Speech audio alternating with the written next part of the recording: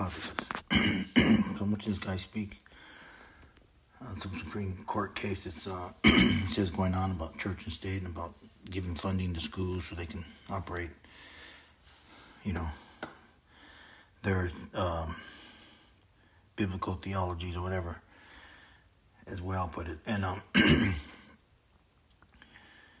he was just talking about, the funding and that, for them, and he's against it, I guess. But anyway, it doesn't make a difference. It's it's a discussion, I guess, going on for a while. So, of course, Vicpothesis has a thought on that.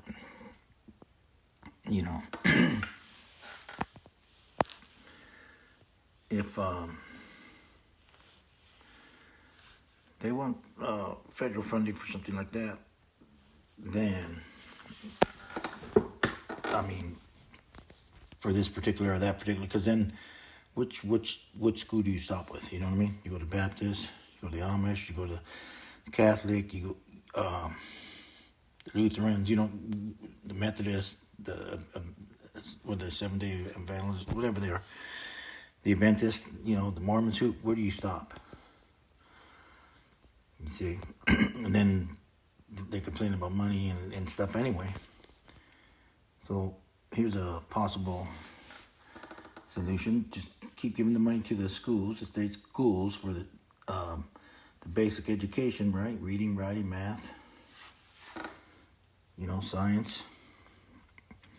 And if they want to throw a religious one in there, world religion, so to speak, just like they do at the university or college level, then throw one in there, but making it elective. And, just like anything else, like that, the different shops, or they used to, or different, now it's probably computer stuff or whatever, I don't know what it is, but, then do it that way. But saying that, I would think that, since I'm trying to keep this one short and sweet, which I probably should keep them longer. However, saying that is, for the Bible people, and I don't know the exact quote. I'm in no way, shape, or form an expert, but just from my understanding, from what I read, and my reaction to what I read. So, and that is what, for those who are Christians, what Jesus said: "Give unto Caesar what is his." So I leave you with that thought to contemplate and to, just try to expand on it. And don't go with the first one. Don't go with the second one. Just go with all of them. Just listen to yourself, and you'll know what's right. You'll see what's right in your heart, and you'll see what's right, and it'll come to you. And if it doesn't, and if it does nothing for you, then your mind's made up prior, so it won't make a difference, because,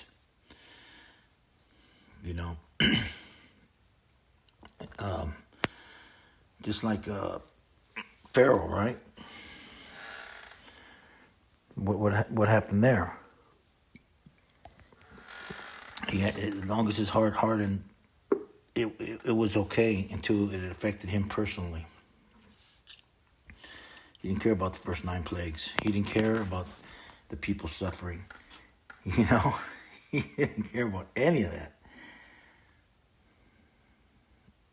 However, when it came to him, then he learned. You see, and it's a lesson to be learned, in my opinion, for a lot of things in life. You can, but that would be in the Torah, or the first 5 books of the whatever. I know they have a name for it, the Greek name, whatever, for it too. So. And then you read that, so then if anybody just believes in saying the first, what if they believe is based off these first 5 books, because it's either all connected or it's not, in my opinion. So if that's so, if they all adopted it as part of their curriculum or theology, or whatever you want to call it, then they should pay heed to that, rather than just pull things out here or there. This is like, he did this, that happened, type deal. This is going to happen, but you know. So that's the Vicpothesis, and I hope you get something out of it. And if you don't, that's fine too. So this is Vicpothesis signing off. Remember, the Creator is great, and He has the answers.